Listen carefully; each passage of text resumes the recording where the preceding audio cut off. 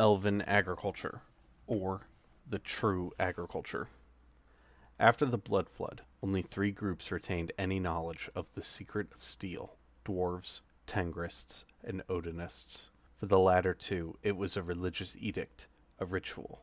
When they smelt, the holy spirits of their gods come before them and cause them to mix their iron with animal bones. Try as they might to teach someone else, they would never retain this knowledge. The gods placed a curse that would erase it from their minds. But then again, this means that the Tengrists and Odinists themselves must already know iron smelting, which is not something they simply start with.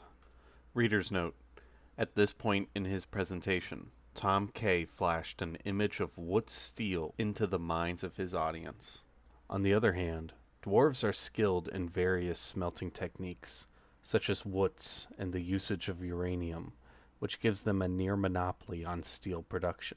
Try as they might, no dwarf can transmit this knowledge, but a dwarf does not learn this due to religion. There is no spirit that comes upon them, and a dwarf of any religion has this possibility. While they are capable of learning it, they don't automatically know it.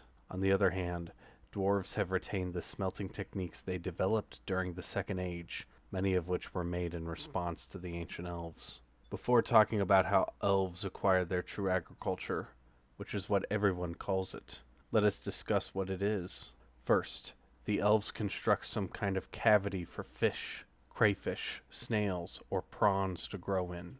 These creatures will produce ammonia and other things which are toxic to them, yet good for plants. Then, the elves use copper tubes to take this water to a tank. This tank can grow vegetables without any soil, directly in the water.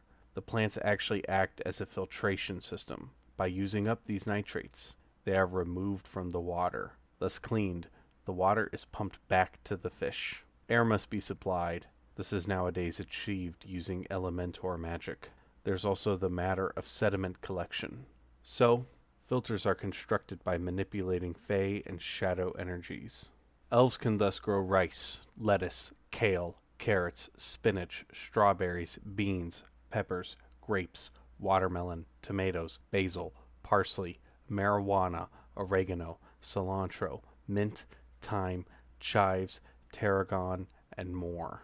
True agriculture gives them the knowledge to quickly and easily create bean and rice flour. They can grow all these things regardless of the climate. The elf does not have to bend down to harvest their crop. The elf does not have to dirty their fingers, deal with weeds, or plow. Other mortals mock the elves, quote, "You must farm year-round, while I work a few weeks a year," end quote. The elf retorts, quote, "I suffer neither famine nor drought, and I have no crooked back," end quote. It is agriculture, and so these greenhouses contain shrines and icons of Pilar. Elven true agriculture also includes knowledge of songs that put bees to sleep, allowing one to easily beekeep. Elven chicken coops are blessed with a special type of wood shavings that last far longer than normal bedding. When the coop eventually needs to be cleaned, many, many years later, the elves simply tear it down and build a new one. Inside these greenhouses are oven-like devices connected to the fairy realms, which can stimulate the growth of meats placed within. That is, one places meats inside these culture chambers, and they siphon off fey magic to artificially grow more. Now, like other races, elves will supplement their diet with foraging and hunting. Such foraging will typically result in nuts, wild berries, cactus juice, insects, and mushrooms. They tend to dry gamey meat and make jerky. The soil of certain places also beckons forth the raising of a few choice crops, in which case elves will typically make use of kobold slaves. Besides, in times when Elazar's curse overcomes even the elves, there are a few options. One could go on a vision quest, or the community could elect a hero to go through one of the portals that lead to the realms of the gods. Among them are the corn, wheat, and barley fields of Pilar, as well as his orchards, which yield the finest grains and tree fruits ready to be plucked. These can be used to supplement any diet. However, with each passing yuga, until the cycle inevitably repeats, portals to heaven become increasingly rare. They are tasked to bring back what they can. The elves make all kinds of alcohol, from snake wines to honey liqueurs. True agriculture is neither a result of religious devotion, nor is it a mere possibility. This knowledge is, in a way, an intrinsic part of being an elf, but only when certain steps are taken. As soon as the connection to agriculture is made, elven society will realize the possibility of a soilless crop, even if they don't know how exactly to do it. They will more or less immediately understand the nutrient cycle just by witnessing it.